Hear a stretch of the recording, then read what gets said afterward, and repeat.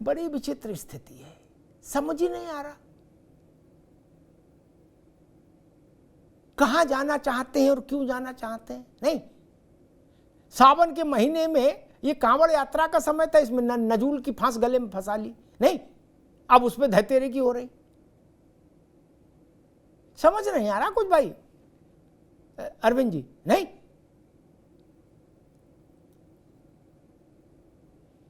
जी, देखिए अमिताभ जी, एक तो आपने बात कही कि नजूल की जमीन का 90% लोग, आपकी बात बिल्कुल सही है, मतलब ही नहीं समझते।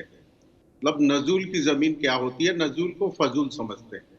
और जो हमारे देश की सरकारें रही हैं स्वतंत्रता के बाद, वो भी नजूल के जमीन को फजूल मानकर अपने राजनीतिक स्वार्थ के लिए उपयोग करती रही। अब मैं दर्शकों के लिए एक लाइन में बता दूं कि 1857 के स्वतंत्रता संग्राम आंदोलन में जिन स्वतंत्रता संग्राम सेनानियों ने भाग लिया था और उनको जिन्होंने सपोर्ट किया था, उनके जमीन को अंग्रेजों ने हड़प लिया और उस जमीन का नाम दिया नजूल का जमीन। तो वो जो जमीन है वो नजूल की जमीन है। सरकारें वोट के तुष्टीकरण के लिए औने पौने रेट पर देती रही हैं, वक्फ बोर्ड को देती रही हैं और भ्रष्टाचार करके लैंड माफियाओं को देती रही हैं।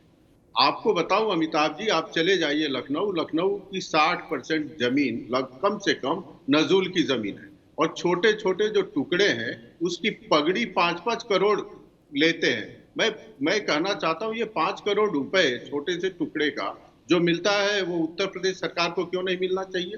वो जनता का धन है, जनता की संपत्ति है। ठीक है अरविंद जी, अरविंद जी एक मिनट रोकूंगा आपको।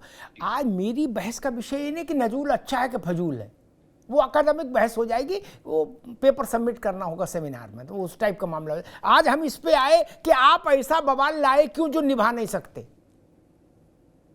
ऐसी सवारी क्यों कर रहे हो जहां से पार नहीं जा पाओ क्या? अब जो आपकी नाव है वो नदी में हिचकोले खा रही है, अब ना इधर जा सकते ना उधर जा सकते क्या?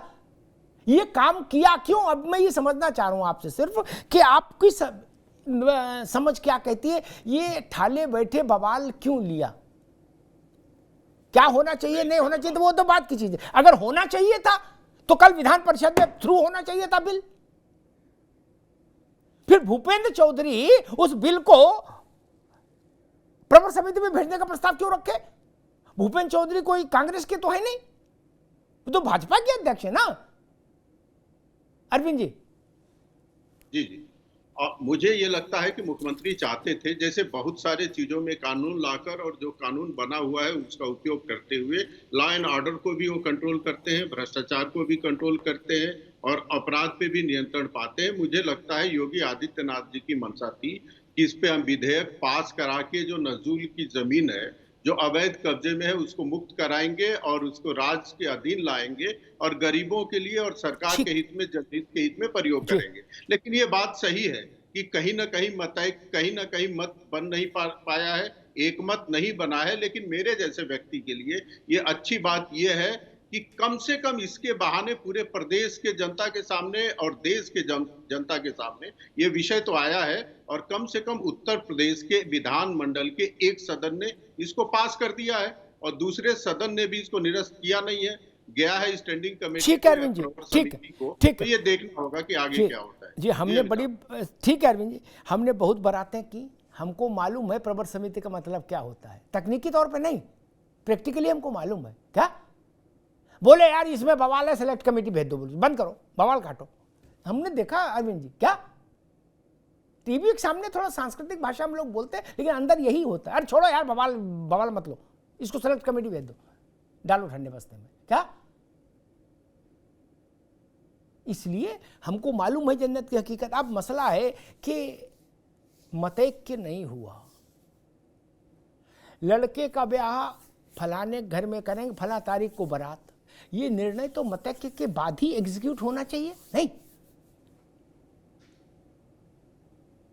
बोले फूफा आ गए, फूफा ने कहा अब शादी तोड़ दी, अब नहीं होगी, बारात वापस मोड़ो।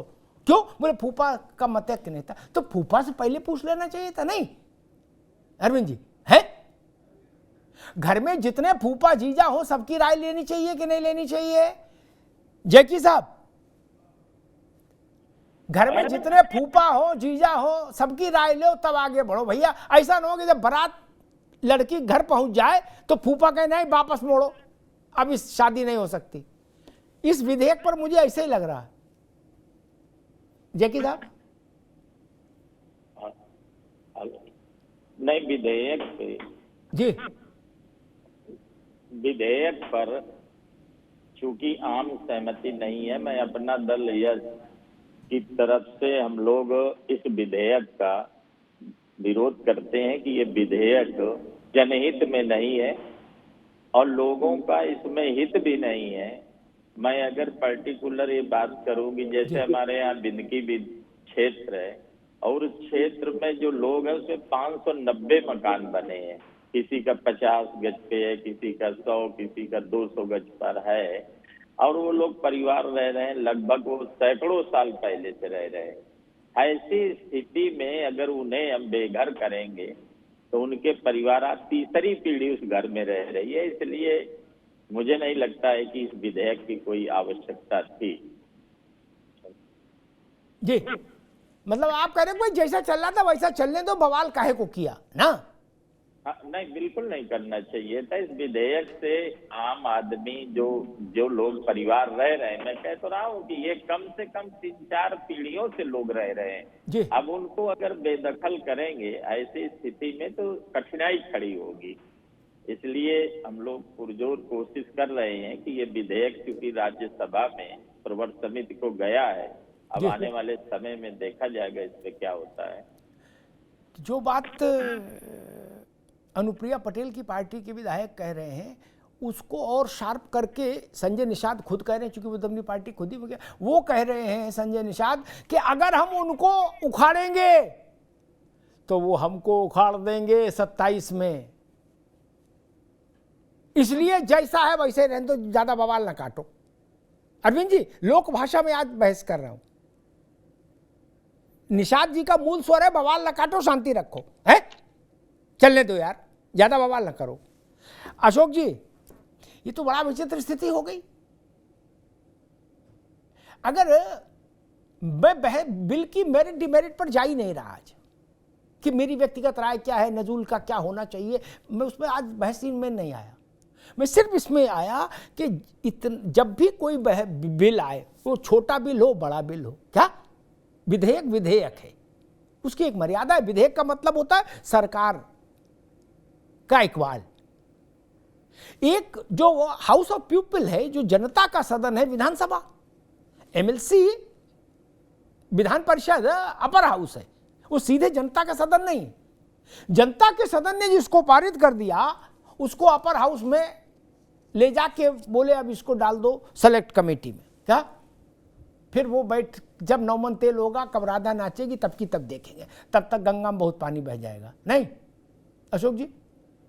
जी जी, देखिए अमिताभ जी, नजूल लैंड जिसको आपने अपने शुरुआत में कहा कि बहुत लोगों को नहीं पता है कि क्या बला है, तो बस 10 सेकंड में मैं बता दे रहा हूँ कि नजूल लैंड वो लैंड होती है जो आज़ादी के पहले राजाओं महाराजाओं की जमीन थी, जिसको अंग्रेजों ने जबरदस्ती कब्जा किया और जब आज़ादी के बाद वो छोड़ के चले गए तो उस जमीन का स्वामित्व वो राजा महाराजा साबित नहीं कर पाए, तो जमीन सरकार के अधीन हो गई। हर राज्य सरकार में वो उसका स्वामित्व होता है जिस राज्य में जमीन रहती है।